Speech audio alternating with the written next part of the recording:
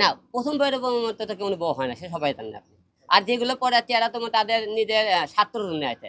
কারণ নুসরাত মনে করেন বিয়ে করলাম কি কারণে? ও কচ্ছে আমি সংসার করবো একটা কারণে। আমার তোমার সাথে বিয়ে করার উদ্দেশ্যই একটা, আমি সবার সাথে কাজ করবো না, বড় আমি নায়িকা হবো। ওর নায়িকা হওয়ার স্বপ্ন। ওটা নিয়ে 4টে সিনেমা বানালাম। নায়িকা বানানোর পর করছে না খালি তো তোমার সাথে কাজ করলাম, আমার সাকিব খান, শাবনূর, রিয়া সবার সাথে কাজ করতে হবে। অত আরো নায়ক দল একটা তাহলে কাজ করতে হবে। মানে কি তার ব্যায়াম কর না, তাহলে কাজ দুল করো, তাহলে আমাকে দয়া করে বাবা ডিভোর্স দিয়ে তুমি দয়া করে কাজ করো। তারপরে কি করলো? হিরো আলমকে ডিভোর্স দিয়ে, আমি কি আপনারা সবাই জানেন, ও কিন্তু বিভিন্ন রকম আটকার চেষ্টা করেছে। সে পরে কি করলো? সে আমাকে ডিভোর্স দিয়ে কিন্তু বিভিন্ন ছেলের সাথে কাজ করলো। রিয়া মুনি কি করলো?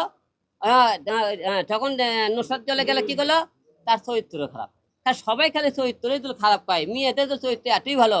চরিত্রের কথা যখন বলেন, রিয়া মুনির মতো মেয়ে তখন বললো চরিত্র খারাপ আমার বলে। আচ্ছা, হিরো আলমের চরিত্র খারাপ, যে মেয়ে ঘরে জামাই রাখে, সে মনে করেন বারে যায়, আমাকে বলে ওর বোন মায়ে মনে বারে ডান্স করে দেয়া করে। আমাকে একদিন রাত্রের বেলা বলতে সন্ধ্যার টাইমে, রাত 7:30 বাজে, ওর বোনও ফোন দিছে যে ভালো একটা গেস্ট আছে, তোরে ওরা নিয়ে হলে বারে আসো। আমার কথা তুমি বাসায় থাকো, আমি 1 ঘন্টা পরে হলে এনে বারে থেকে আসি।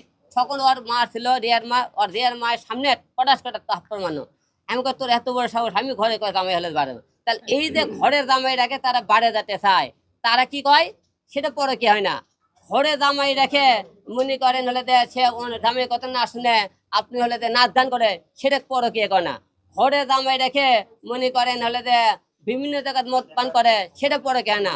ঘরে মনে করেন বাপ হলে হসপিটাল মৃত্যু সজ্জায়, সেই টাইমে আপনারা হলে মনে করেন অন্য ছেলে নাচ গান করে, সেটা পরে কি আপনারা করেন। পরকা কে করে? হিরো আলম করে, ছেলে মানুষরা করে, মেয়ে মানুষেরা এলে কোনো পরকার মধ্যে পড়ে না। না না, আপনারা আপনারা তো না, আপনারা তো বলতে একজন বলে ভাই বউগুলো লিস্ট বলেন। লিস্ট বলতে গেলে যদি অনুষ্ঠান লিস্টে পড়ে চলে আসে, এই তো লিস্টে পড়ে বলা লাগে, তাতে তো বলা পড়ে না। শুনে, যে যাবার সে তো চলে গেছে, তাকে আর কাম ব্যাক করতে চায় না। না, নুসরাতে আমার বিরুদ্ধে সে কিছু বলেনি।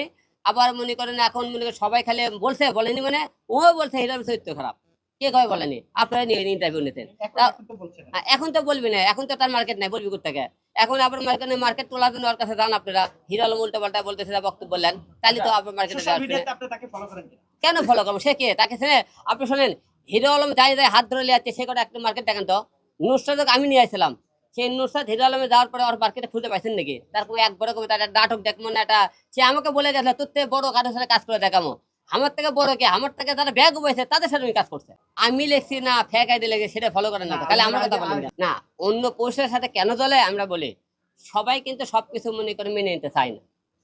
আমি চাইতেছিলাম যে অন্য জায়গাতে আমি জটিলে কাজ করলে সংসারে ওয়াইফ কি ক্যাসাল গন্ডগোল লাগবে, তাহলে তুমি আমার সাথে করে বাইরে মেয়ের দরকার নাই। কিন্তু আমার যে জায়গায় হিরো আলমের কাছে 10টা ছেলে মেয়ে কাজের জন্য ঘোরে, আমি নিজে প্রোডেক্ট করতে পেরেছি, নাটক সিনেমা বানাতে পারি, তাহলে আমার বউ অন্য জায়গায় কেন কাজ করবে? অন্য জায়গাতে আমার বউ কাজ করতো, যদি আমার মনে করেন আর্থিক সমস্যা থাকতো, বা অথবা আমার জনপ্রিয়তা নাই, মনে করেন হিরো আলমের থেকে বড় ব্যক্তির কাছে কাজ করছে, তাহলে সে কাজ করতো। তাদের মূল্যটা টার্গেট হলে যে তারা আমাদের সম্মান নষ্ট করতে চায়। এক নম্বর কথা, সে বড় বড় কথাবার্তা বলে, তাকে বলেন তো সে আমার কাছ থেকে যাওয়ার পরে কয়টা ভালো কাজ করছে, খালি ঘুরে ফিরে তার জামাই লেগে গান করে, ঘুরে ফিরে তার জামাই লেগে গান করে।